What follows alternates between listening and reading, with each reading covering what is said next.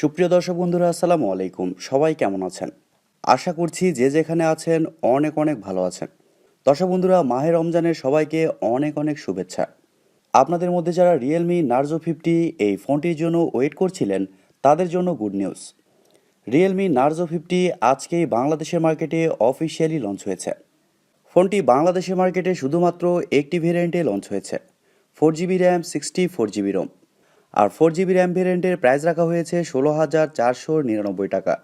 তবে এই ফোনটি আপনার দারাজ থেকে নিলে 15,699 টাকাতেই পেয়ে যাবেন। ফোনটির হাইলাইটেড বিষয় হচ্ছে এই ফোনে থাকছে মিডিয়াটেক হিলিও G96 চিপসেট, এবং এছাড়াও এই ফোনটির ডিসপ্লেতে থাকছে 120 হার্টসের রিফ্রেশ রেট, আরও থাকছে 5000 mAh একটি ব্যাটারি। সো সব কিছু মিলিয়ে এইরকম প্রাইস পয়েন্টে এই ফোনটি আসলে কেমন হবে? ফোনটি কি ভ্যালু ফর মানি হবে, না এইরকম প্রাইস পয়েন্টে এর থেকেও কোনো বেটার অপশান থাকছে আপনাদের জন্য? এই সবগুলো প্রশ্নের উত্তর থাকবে আজকের এই ভিডিওতে। আশা করি সম্পূর্ণ ভিডিও জুড়ে আমাদের সাথেই থাকবেন। আর আপনারা দেখছেন টিভি টেক টিউব, আর সব সময়ের মতো সাথে আছে আমি প্রান্ত।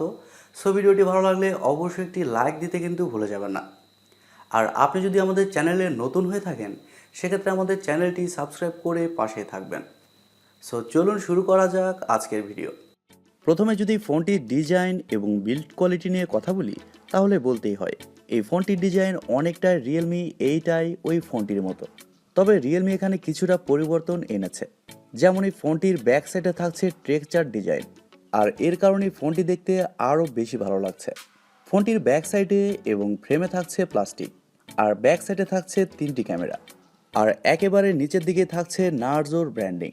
তবে এই ফোনটিকে একেবারেও স্লিম বলা কিন্তু ঠিক হবে না, কারণ এই ফোনটি থিকনেস করা হয়েছে 8.5 মিলিমিটার এবং ওজন করা হয়েছে 194 গ্রাম। ফোনটি একেবারে স্লিম না হলেও কিছুটা লাইট ওয়েট। রিয়েলমি নার্জো 50 এই ফোনটির সামনে আসলে আপনারা পেয়ে যাচ্ছেন একটি ফুল ভিউ ডিসপ্লে, যেখানে কাট আউটের মাধ্যমে বসানো থাকছে সেলফি ক্যামেরাটি। আর এই ফোনে থাকছে সাইড মাউন্টেন ফিঙ্গারপ্রিন্ট সেন্সর, যা খুবই ফাস্ট এবং অ্যাকুরেট বলে জানতে পেরেছি। আর ফোনটিতে এছাড়াও সব ধরনের পোর্টস অ্যান্ড বাটন কিন্তু আপনারা পেয়ে যাচ্ছেন, যেমন 3.5 millimetre headphone jack, type C slot ইত্যাদি। তবে এই ফোনটিতে কিন্তু সেকেন্ডারি নয়েজ ক্যান্সেলেশন মাইক্রোফোন ব্যবহার করা হয়নি, আর ফোনটিতে ব্যবহার করা হয়েছে সিঙ্গেল স্পিকার। তবে এর সাউন্ড কোয়ালিটি কিন্তু খুবই ভালো।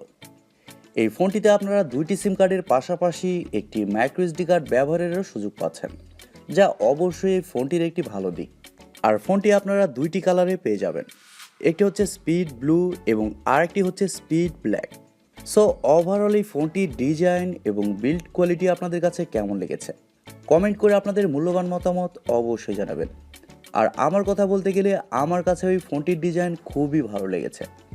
এবার যদি এই ফোনটির ডিসপ্লে নিয়ে কথা বলি, তাহলে এই ফোনে থাকছে 6.6 ইঞ্চির একটি IPS LCD প্যানেল, আর এটি ফুল এইচডি প্লাস রেজুলেশনের একটি ডিসপ্লে, যার রেজুলেশন হিসেবে থাকছে 1080x2412 পিক্সেল এবং আরও থাকছে 400 ppi ডেনসিটি। তবে এই ডিসপ্লের সবচেয়ে ভালো ব্যাপার হচ্ছে এই ডিসপ্লেতে থাকছে 120 হার্টসের রিফ্রেশ রেট, যার কারণে ডিসপ্লের টাচ রেসপন্স কিন্তু খুবই ভালো হবে। আর ফোনটির স্ক্রিন টু বডি রেশিও হিসেবে থাকছে 84.6%। বাজেট বিবেচনায় রিয়েলমি এখানে অবশ্যই ভালো ডিসপ্লে প্রোভাইড করেছে। আর 120 হার্টসের রিফ্রেশ রেট থাকার কারণে ডিসপ্লের কোয়ালিটি আরও বেটার হয়ে গেছে। IPS ডিসপ্লে হলেও এই ডিসপ্লের কালার কোয়ালিটি কিন্তু খুবই ভালো হবে। আর ডিসপ্লেতে যে কোনো কন্টেন্ট প্লে করলে শার্পনেসের ঘাটতি একেবারেই ফিল করবেন না। তবে আউটডোরে এই ফোনটি ব্যবহার করতে গেলে ডিসপ্লের ব্রাইটনেসের ঘাটতি কিছুটা ফিল করবেন, কিন্তু ইনডোরে কোনো ধরনের সমস্যা ফেস করবেন না।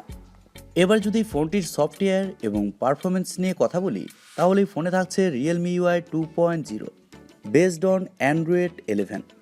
আর এইখানে আমার একটু খারাপ লেগেছে, কারণ 2022 সালে যখন আপনি ফোন লঞ্চ করছেন, তখন এখানে অবশ্যই অ্যান্ড্রয়েড 12 দেওয়া প্রয়োজন ছিল। আর আমি প্রথমেই বলেছি এই ফোনটিতে চিপসেট হিসেবে থাকছে মিডিয়াটেক হিলিও G96, যা একটি 4G চিপসেট। আর এই চিপসেটটি 12 ন্যানোমিটার আর্কিটেকচারে তৈরি করা একটি Octa-core প্রসেসর, এবং জিপিইউ হিসেবে থাকছে মালি G57 MC2। মিড বাজেট সেগমেন্টে মিডিয়াটেক হিলিও G96 এই চিপসেটটা কিন্তু খুবই পাওয়ারফুল, আর এর অন্তত স্কোরও প্রায় 3 লাখের উপরে। বাজেট এই চিপসেটের মাধ্যমে আপনি খুব ভালোভাবে গেমিং করতে পারবেন, যে কোনো হাই লেভেলের গেমস মিডিয়াম সেটিংসে ইজিলি খেলতে পারবেন। গেমস খেলার সময় সেরকম কোনো ল্যাগ বা ফ্রেম ড্রপ লক্ষ্য করবে না। আর মাল্টিটাস্কিং বা ভিডিও এডিটিংয়ের মতো কাজগুলো খুব সহজেই করতে পারবেন। আর ফোনটিতে এছাড়াও থাকছে ওয়াইফাই, ব্লুটুথ, জিপিএস এর মতো আরও অনেক ফিচার, এবং ইউএসবিতে থাকছে ইউএসবি টাইপ সি 2.0। এবারে যদি ফোনটির ক্যামেরা নিয়ে কথা বলি, তাহলে এই ফোনটির ব্যাক সাইডে থাকছে 3টি ক্যামেরা, যার মেন সেন্সর হিসেবে থাকছে 50 মেগাপিক্সেলের একটি ওয়াইড সেন্সর, যা 1.8 অ্যাপাচার, এবং সেকেন্ডে থাকছে 2 মেগাপিক্সেলের একটি ম্যাক্রো সেন্সর, এবং সবশেষে থাকছে 2 মেগাপিক্সেলের একটি ডেপথ সেন্সর। এখানে কিন্তু আলট্রাওয়াইড সেন্সরটা মিসিং, আর আমার মনে হয় প্রাইস পয়েন্ট অনুযায়ী ফোনটিতে আলট্রাওয়াইড সেন্সর দেওয়া প্রয়োজন ছিল। সেক্ষেত্রে 2 মেগাপিক্সেল করে সেন্সর না দিলেও ক্ষতি ছিল না। তবে এই ফোনটির ব্যাক ক্যামেরা দিয়ে আপনার সর্বোচ্চ 1080p 120 এপিএস পর্যন্ত শ্যুট করতে পারছেন।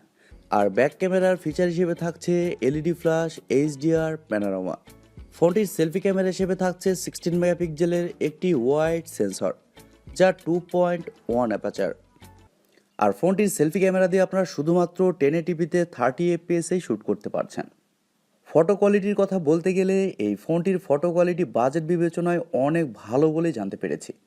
রিয়েলমির এই বাজেটের সবগুলো ফোনের চেয়ে এই ফোনটির ফটো কোয়ালিটি সবচেয়ে বেটার হবে। ফোনটির ব্যাটারি এবং চার্জার নিয়ে যদি কথা বলি, তাহলে এই ফোনে থাকছে 5000 এমএইচের একটি ব্যাটারি, আর ফোনটিকে চার্জ করার জন্য থাকছে 33 ওয়াটের একটি চার্জার। আর ফোনটিকে চার্জার দিয়ে ফুল চার্জ করতে সময় লাগবে 1 ঘন্টা 10 থেকে 15 মিনিট। আর 5000 এমএইচের ব্যাটারি থাকার কারণে ফোনটিতে একদিনের ব্যাটারি ব্যাকআপ আপনি খুব ভালোভাবেই পেয়ে যাবেন। আর আপনি যদি হেভি ইউজার হন, সেক্ষেত্রে এই ফোনটি আপনি একদিন চালাতে পারবেন না, কারণ এই চিপসেটটা কিন্তু খুব বেশি পাওয়ার এফিশিয়েন্ট হবে না। এবার আসা যাক মেন টপিকে। এই প্রাইসিং এই ফোনটি আপনাদের জন্য কেমন হবে? দর্শক বন্ধুরা, ঠিক এরকম প্রাইস পয়েন্টে রেডমি নোট 11 ওই ফোনটিও কিন্তু বাংলাদেশের মার্কেটে কয়েকদিন আগেই লঞ্চ হয়েছে। তবে ওই ফোনটিতে চিপসেট হিসাবে ছিল কলকম স্ন্যাপড্রাগন 680, এবং ক্যামেরাতে আলট্রাওয়াইড সেন্সরও ছিল, এবং ডিসপ্লে সেকশনে ছিল অ্যামোলেড প্যানেল। কিন্তু রিয়েলমি নার্জো 50 এই ফোনে থাকছে মিডিয়াটেক হিলিও G96 চিপসেট, এবং ডিসপ্লেতে থাকছে আইপিএস প্যানেল। তবে এখানে থাকছে 120 হার্টসের রিফ্রেশ রেট, তবে আবার ক্যামেরাতে আলট্রাওয়াইড সেন্সর মিসিং। সো সব কিছু মিলিয়ে আমার মনে হয় এরকম প্রাইস পয়েন্টে যদি আপনারা গেমিং করার জন্য একটি ফোন নিতে চান, সেক্ষেত্রে আপনারা রিয়েলমি নার্জো 50 এই ফোনটির দিকে যেতে পারেন। তবে আপনারা যদি এরকম প্রাইস পয়েন্টে ডে টু ডে ইউজ করার জন্য একটি ভালো ফোন নিতে চান এবং সেই ফোনটিতে ভালো ক্যামেরা চান, সেক্ষেত্রে আপনারা রেডমি নোট 11 ওই ফোনটির দিকেও যেতে পারেন। আশা করি আপনারা বুঝতে পেরেছেন। সো দর্শক বন্ধুরা, এই ছিল আজকের ভিডিওটি আপনাদের কাছে কেমন লেগেছে কমেন্ট করে অবশ্যই জানাবেন। আর ভিডিওটি যদি সত্যিই ভালো লেগে থাকে, তাহলে টিভি টেক টিউব চ্যানেলটি সাবস্ক্রাইব করবেন, ভিডিওতে একটি লাইক দিবেন, আর সব সময় আমাদের পরিবারের একজন হয়ে থাকবেন, কারণ আপনাদের সাপোর্ট এবং ভালোবাসার সব সময় প্রয়োজন। সো আজকের মতো এ পর্যন্তই। সবাই অনেক অনেক ভালো থাকবেন এবং নিরাপদে থাকবেন।